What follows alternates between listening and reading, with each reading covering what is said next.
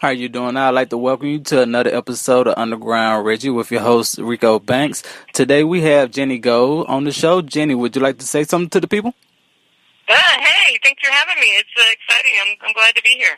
Oh, we're glad to have you too. So one of the things that we want to talk to you about is we definitely have you on to speak about your new film, Cinemobility. Is there anything that you would like to share about the film with the audience? Something that nobody else has heard. How about that?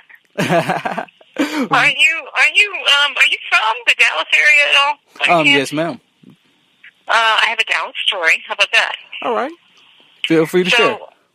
I've told nobody this yet, but it's kind of fun. It doesn't really have to do with the topic of the film, but when we were interviewing Jamie Foxx and we were setting up and they were, tweaking the lights, we had time to chat, kind of like you and I are doing now. Mm-hmm. And I knew he was a Dallas Cowboys fan, and I grew up in Miami, so I'm a big Dolphin fan, and it's been hard lately to be a Dolphin fan, but there was one game that I guess it was somewhere in the late 80s or early 90s where the Dolphins with Marino were playing against Dallas. Mm-hmm. And it was a Thanksgiving game. And I remember our whole family was together, and I think there was snow on the ground during the game, and it was like back and forth, back and forth. And the very last minute, the Dolphins won. Mm-hmm. And so I had to bring this up to Jamie. Nobody's a big Dallas fan. So he goes, "Oh yeah, I guess I remember that game." And then he said, "There's a song written about that game." I'm like, "No," and he said, "Yeah." He started singing it, and I was like, hoping that my cameraman had turned on the record because it was awesome, but he hadn't set it to go yet, and I missed it. So if Jamie's listening, I need that song. That was so cool. Yeah, man. Us Cowboys fans, we're definitely die hard. And right now, we're trying our best to make the best of the season right now. Hopefully, we can see the playoffs. But Miami's doing pretty good this season so far as well. Yeah, surprise, surprise. But anyhow, a little football anecdote for you. Yes. So one of the things I want to speak to you about is I think the film is definitely an important film. And one of the things I want to talk to you about is the direction that you chose to tell the story in. As I see the story from what I've seen with the film, I think it's a story of perseverance. From what I can see, is more so. It wasn't something that seemed like a helping hand was needed, but look at what we can overcome. Look at the things that we're able to do if just given the opportunity. And when I say that, I'm speaking about actors and actresses who may have disabilities and things of that nature. One of the things about that I thought was important about that is like how I see film, especially with me being the creative. If a role is written for a 6'5", it may be originally written for a 6'5" guy, but if someone who's 4'3" and they may have a minor disability or something like that comes in and reads for the role and they knocks it out the park, I don't see why it should be a problem with being able to rewrite that character. Like I think that's something that should be able to be done. So I want to talk to you a little bit about that and the direction that you chose the story to be told in, and why. If you can explain why did you choose that direction? Well, perseverance is important in anything when you're following your dreams, right? Mm-hmm. And there are, what I noticed was, growing up, I used a wheelchair, and growing up, I didn't see anyone that was like me. And a lot of our stars were mentioning that too. One of the questions I would ask is, when's the first time you saw a character who had a disability, and how did that impact you? And what I found is that the media, film and TV has this power to influence society's inclusion of people who are different, no matter what it is. And mm-hmm. these stereotypes that have been built along the way affect people's inclusion of people who are different. And so what we found is that, today there's a lot of talk about diversity and stuff, but we're still missing one of the largest groups. There's 1 billion people worldwide who have some sort of disability. It may be minor, maybe like a hearing loss or something, maybe they have sight in one eye or, whatever, but that's a lot of people. It's 20% of the population. And at 20% of the population, you don't see that in a film. I used to tease that in the Jurassic World, the one where they were, not this last one, but the one before that, they had, a scene in like a theme park. And, if you go to some theme park, you're going to see someone with a wheelchair, someone somewhere, right? Of course. In the movie, there wasn't. And so I started something called the Gold Test, which was kind of like, does the film have anybody represented at all?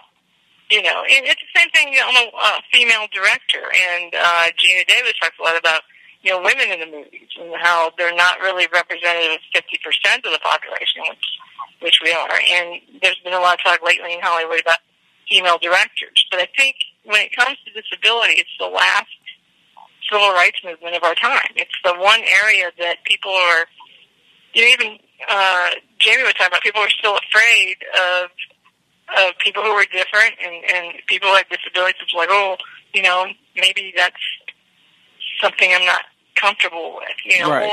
or you don't want to feel like, that could happen to you, which it is the only minority group that anyone can join at any minute. You step off the curb the wrong way, and you're one of the family. Yeah, and that's really one of the craziest things, because you think with it being 2018 right now, there's something that people will already have been gotten past, but for some reason it's like it's still there, and it's like, why is that? And like that's one of the things that I think that the film just opens your eyes to from the beginning, because I don't want to say it's in your face, but it just opens your eyes to things that are literally right there in your face that most people just kind of ignore. Well, yeah, and we try to do it with a lot of humor, which is it's fun, because people don't want, I'm in the film business to entertain, and yeah, we have a message that's important, and people afterwards, they see the film, and like sometimes they'll come to the screen, they don't know what they're going to see, and they're blown away, and they're like, that was so fun, and I didn't realize, and I didn't think about this, or I didn't think about that, and that's what we're all about, is like, let's shine a light on something that no one's ever talked about before, and make it fun, and make it so that people can go, hey, that's something that, now I'm going to think about in the future. Okay. One of the other things I want to talk to you about was cinemability. Why did you choose Jane Seymour as the person that you wanted to narrate the film?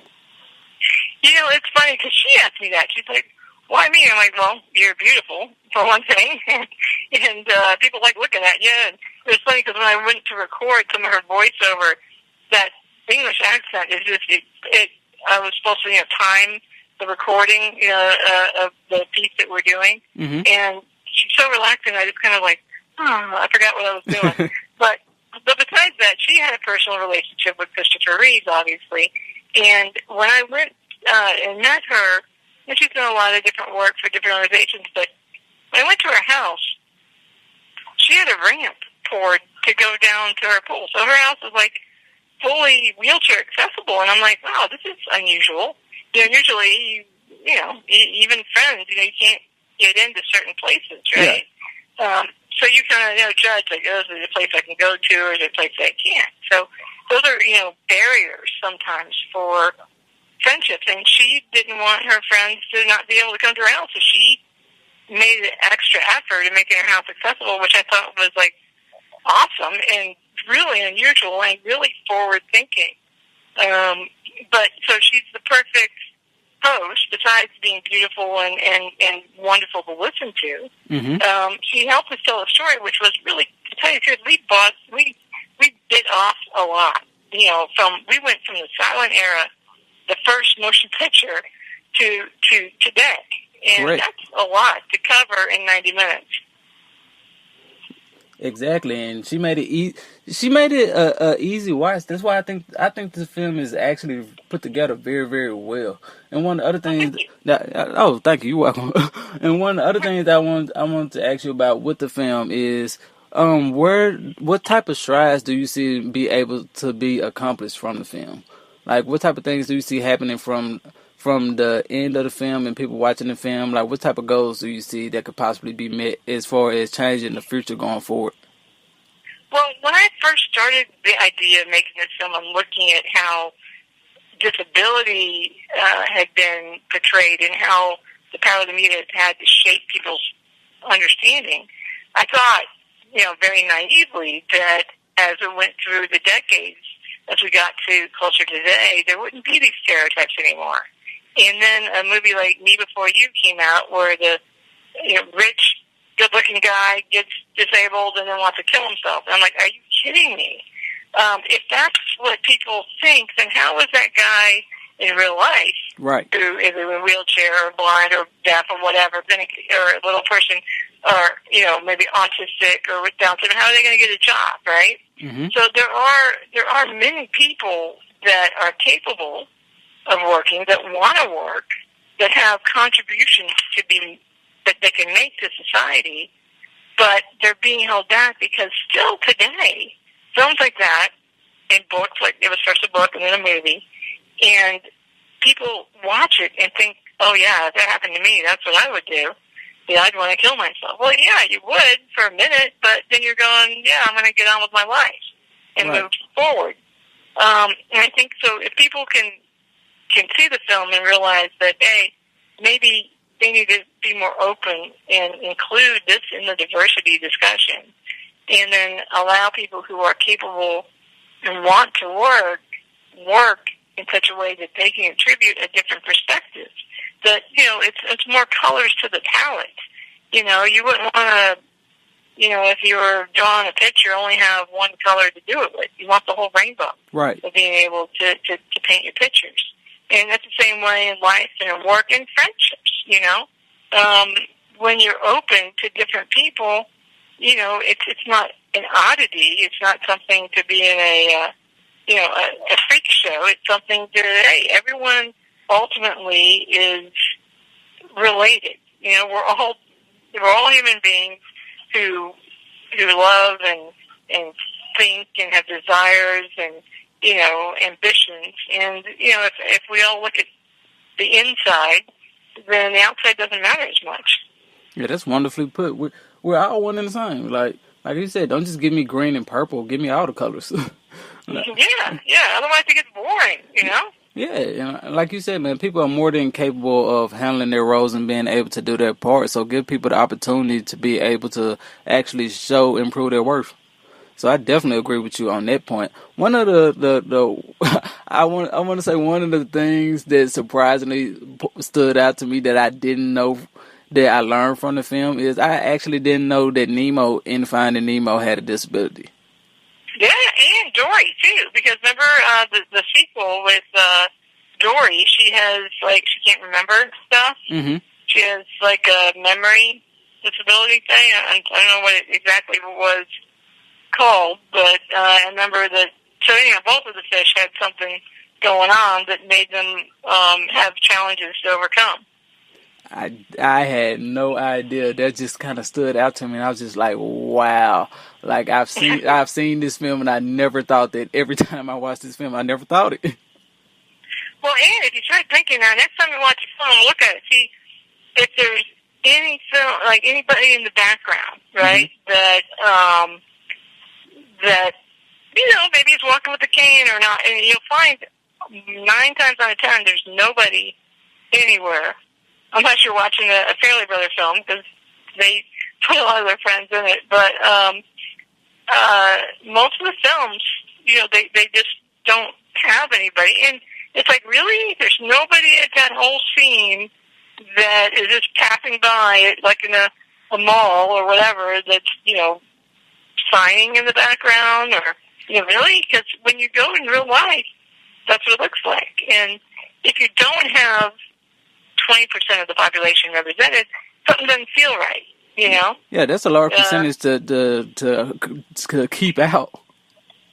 Yeah, it's considered a minority group, but really it's a huge number. Yeah, it's like cutting out almost a fourth of the world. Like literally cutting off almost a fourth. Yeah. And what Hollywood doesn't realize is that the annual disposable income is greater than the tween market, which is, the coveted tween kids for Hollywood. And once they realize that, they're missing out on, I don't mean just like the the one movie, the biopic about somebody overcoming challenges. I think that the goal for for the actors with disabilities is just to be, just a clerk or a teacher or just, included. It doesn't have to be about that disability. It just has to be, and a lot of people said in the beginning, they're like, oh, well, you don't want to put someone like a judge in a wheelchair because people will go, well, what's that story about?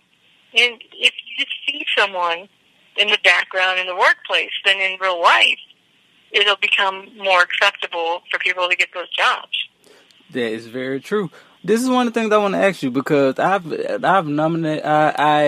actually interviewed, not nominated. I've interviewed a lot of people who've been nominated for awards. I interviewed a lot of musicians and producers who've been nominated for Grammys and things like that. But you're the first actual winner who I've had the chance to interview. How does it feel winning the Emmy? It was early on in my career. It was a student Emmy. Mm-hmm. And it basically launched me into Hollywood. It was awesome. At that time, I got to meet Gary Marshall, who's also in Cinemability, and moved out to Los Angeles from Florida, and was able to become a member of the DGA and really start my career. So it was wonderful, and it was recognition on a film that I had done early on.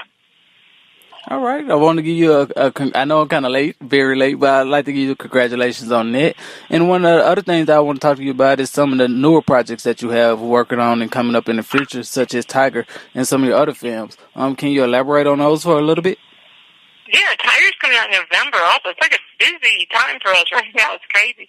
You guys have a good time. Tiger Gold Pictures is a producer on. I'm a co-producer on. It is a story about a Sikh Indian boxer who, it's based on a true story, by the way, that happened in Canada, but it's told, and the story is happening in the U.S. It's about a Sikh Indian who wants to be a boxer, but they want him to shave. And because of his religion, he can't shave.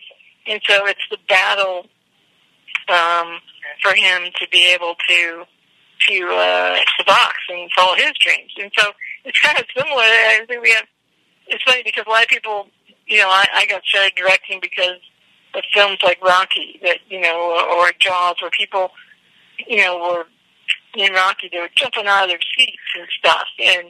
And now to be able to be doing a boxing movie, but one that also has a mission of inclusion. In this case, it was he was being discriminated against because of his religion, and won that battle. And it's told in a really great manner. It's also an independent film, so we're bringing it out independent distribution. It's really exciting, and it's got Janelle Parrish stars along with Mickey Rourke, and it's a great time for films like that people they want to see themselves included. Jamie Foxx said in our film, you want to see someone wearing your same jersey, and that goes across the board. So I don't know if Gold Pictures is kind of getting a thing for doing stuff about the underdog who succeeds. But I think that's kind of because I feel like that's who I am too. I'm being a female director is hard enough. Being a female director who uses a wheelchair gets more difficult. Yeah, I think you're going in a good direction with it. The job's easy. I used to tease that my director's chair goes 12 miles an hour so I can get to sweat quicker than anybody else. But the job is, I love the job. It's easy. The tricky part is getting people to understand that you're the one that can helm their shift and you're the right choice. Right. Yeah, that's definitely the tough part. But I think you're going in the right direction with this because, especially like with that film that you were just speaking on with the Tiger film, there's some of the issues that we've seen going on within sports in I think it was the Olympics last year or one of the past Olympics. Like we've seen happen with some of the Muslim fencing competitors and with them wearing their head guards and things like that. So it's definitely an important film. That's one I'd definitely be interested in checking out in the future as well. And just for fun, I did it. I have another film doing in post, which has nothing to do with anything important, unless you hate cockroaches, because I grew up in the South. So it's about a bunch of killer cockroaches that attack a college campus. So that's always fun. So that's with Catherine Van Dien and Grace Van Dien and Jason Mewes and Barry Bostwick, and that'll be coming out next year. So you can look for that too. But that's not important. We don't have any social issues on that one unless you're in the bug control. Okay.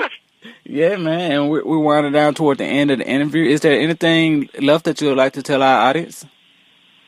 Well, yeah. Check out Cinema Billy everywhere in October. We're bringing it out for to coincide with the National Employment Awareness Month, Disability Awareness Month, and it's going to be available on iTunes and Amazon and DVD, and get it, show it to your friends. It's going to be a wonderful Christmas present, and it's kind of like a clip show, so it's fun. It reminds you of movies that you've seen and loved, or ones that you haven't seen, and it makes you want to see them. But it's basically a trip that's not, what some people think. It's not going to be fun. We tried to make it a really fun ride down history, playing of all these really cool shows. And what's really neat is that you get to see these stars be themselves and talk about stuff that they've never talked about before anywhere else. Yeah, and this, like I said, it's a wonderful film. And Ms. Gold, I thank you for your time. I appreciate you calling in to our show today, and I appreciate you talking to us and having this important conversation and sharing this dialogue with our audience. And I look forward to hearing more from you in the future, and I look forward to you staying in touch. Well, thank you. I love your show, and keep up the good work, and we will definitely be in touch. All right. You have to come and check out more of our stuff. All right. I thank you, and you have a good day. All righty. Bye-bye. All right. Bye.